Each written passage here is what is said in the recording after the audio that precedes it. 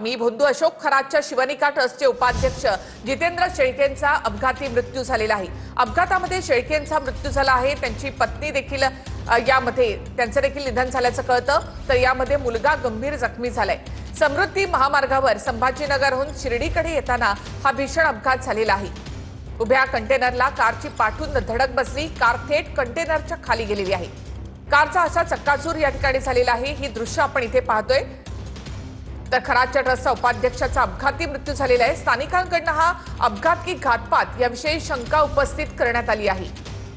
बोंदू खरातच्या शिवनिका ट्रस्टचे शेळके हे उपाध्यक्ष होते आणि शिर्डी जमीन प्रकरणामध्ये त्यांची चौकशी देखील सुरू होती। या सगळ्या प्रकरणामध्ये ते एक मुख्य साक्षीदार देखील होते। शेळके यांच्यासह त्यांच्या पत्नीचा देखील या अपघातामध्ये मृत्यू झाल्याची माहिती मिळते। आजारी मुलावर उपचार करण्यासाठी म्हणून हे कुटुंब जात होता आणि त्याच वेळेला समृद्धी महामार्गावर हा अपघात झालेला आहे। नगरजवळ हा अपघात झाला। खरातचा निकटवर्तीय म्हणून जितेंद्र शेळके यांना ओळखलं जातं।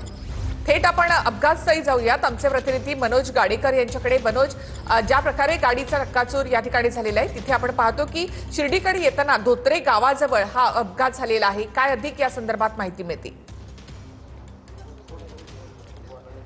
निखिला, हा जो अपघात आहे हा धोत्रे शिवारात म्हणजे चॅनल क्रमांक 506.6 या ठिकाणी झालेला आहे। आणि या अपघातामध्ये जी कार जितेंद्र शेळके चालवत होते त्याचं पूर्ण चक्काचूर झालेली आहे। आणि आज थोड्याच वेळापूर्वी जितेंद्र शेळके आणि त्यांची पत्नी यांचा मृतदेह या कारमधून रेस्क्यू करण्यात आलेला आहे।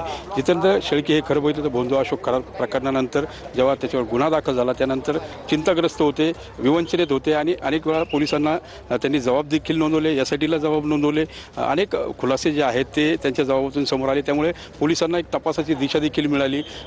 मात्र आता ही मुख्य कडी असलेले जितेंद्र शेळके हे जे आहेत यांचा मृत्यू झाल्याने आता कुठेतरी पोलिसांना देखील अनेक तपासामध्ये त्यांचं जे सहकार्य मिळणार होतं ते मिळणार नाही। वरिष्ठ अधिकारी सोमनाथ वाकचौरे आहेत, त्यासोबत शिर्डी पोलीस ठाण्याचे पोलीस निरीक्षक रणजित गलांडे हे आत्ताच घटनास्थळी पोहोचलेले आहे आणि पूर्ण चित्रीकरण या अपघाताचं केलं जाणार आहे। त्यासोबत ड्रोनद्वारे देखील संपूर्ण चित्रीकरण या सिनरीचं केलं जाणार आहे। कारण ही कार कंटेनर खाली घुसली कशी, तिचा वेग किती होता आणि चालक फरार झाल्यामुळं नेमकी घटना काय घडली याची देखील माहिती आता पोलीस घेण्याचा प्रयत्न करत आहेत। एकंदरीत या अपघाताची भीषणता इतकी आहे की कार जी आहे ती पूर्ण शेवटपर्यंत जी आहे ती पूर्णपणे नुकसानग्रस्त झालेली आहे। पोलीस घटनास्थळी दाखल झालेले आहेत आणि या अपघाताची चौकशी जी आहे ती करण्यात येत आहे। जे स्थानिक लोक आहेत जे अपघातस्थळी होते त्यांच्याकडून देखील माहिती घेण्याचं काम पोलीस करत आहेत। आपण त्यांच्याशी बोलण्याचा प्रयत्न करणार आहोत।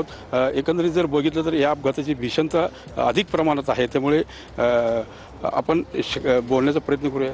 सर, प्राथमिक माहिती काय? एक थोड्या वेळात देतो, एक 10 मिनिटात देतो, एक 10 मिनिटात थोड्या वेळात माध्यमांशी सोमनाथ वाकचौरे जे आहेत ती माहिती देणार आहे अधिक। एकंदरीत जर बघितलं हा भीषण अपघात आहे आणि अनेक प्रश्न या निमित्ताने उपस्थित होत आहेत। निखिला, नक्कीच मनोज, पुन्हा एकदा ही दृश्य आपल्याला दाखवाल। म्हणजे हा टेम्पो कुठे, ट्रक कुठे उभा होता, त्याच्यानंतर कारने कशा प्रकारे धडक दिली, हा संपूर्ण रस्ता देखील आपण या ठिकाणी पाहू शकतो।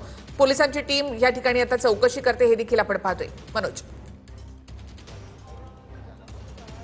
निखिला, होय, हा आपण जो पोलीस ज्या ठिकाणी उभे आहेत त्याच्या मागेच हा कंटेनर आहे आणि कंटेनरच्या खाली ही कार घुसलेली होती आणि पूर्णतः या कंटेनरच्या आतमध्ये कार घुसल्यामुळं जे जितेंद्र शेळके होते त्यांची पत्नी अनुराधा होती यांचा मृत्यू जो आहे तो या अपघातानंतर झालेला आहे। तर त्यांचा मुलगा सुजित जो आहे त्याचा त्यामध्ये गंभीर जखमी झालेला आहे, त्याच्यावर उपचार जे आहेत ते सुरू आहेत। आणि आता ही अपघातग्रस्त कार जी आहे ती आपण दाखवत आहोत। आपण जर बघितलं तर पूर्ण कारचं जे शेड आहे ते उडून गेलेलं आहे या अपघातामध्ये आणि पूर्ण मशीन असेल किंवा आतली जी बाजू आहे ती देखील चक्काचूर झाल्याचं या ठिकाणी पाहायला मिळते।